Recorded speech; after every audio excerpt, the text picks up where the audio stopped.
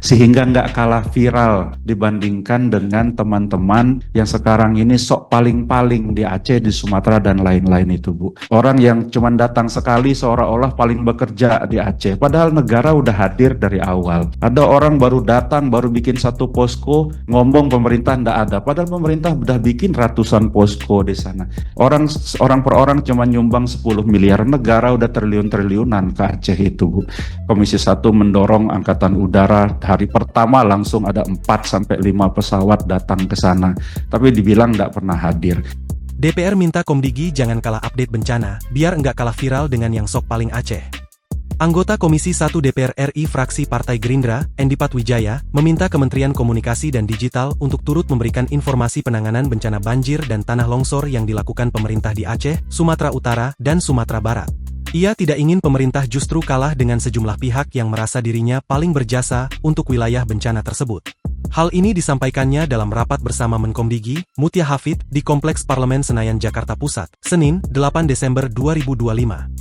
Jadi kami mohon Ibu Mutia Hafid, fokus nanti ke depan Komdigi ini mengerti dan tahu persis isu sensitif nasional, membantu pemerintah memberitahukan dan mengamplifikasi informasi-informasi itu, sehingga nggak kalah viral dibandingkan dengan teman-teman yang sekarang ini sok paling-paling di Aceh, di Sumatera, dan lain-lain itu, kata Endi Pat.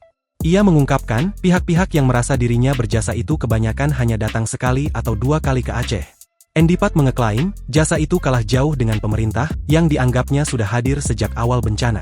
Ada apa namanya, orang yang cuma datang sekali seolah-olah paling bekerja di Aceh, padahal negara sudah hadir dari awal, ada orang baru datang, baru bikin satu posko, ngomong pemerintah nggak ada, padahal pemerintah sudah bikin ratusan posko di sana, sebut dia. Endi Pat menerangkan, penanganan bencana yang dilakukan pemerintah bukan hanya mendirikan posko. Ia mengeklaim, Kementerian Kehutanan yang disorot telah melakukan evaluasi perizinan kawasan hutan dan memulai gerakan menanam pohon secara besar-besaran.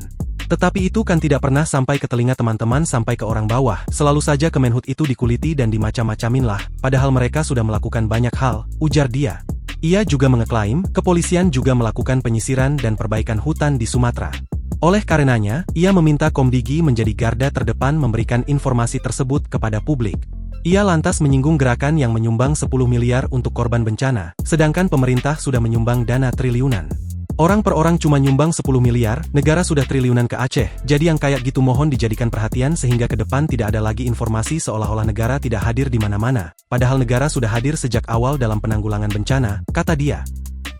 Download Tribun X sekarang, menghadirkan lokal menjadi Indonesia.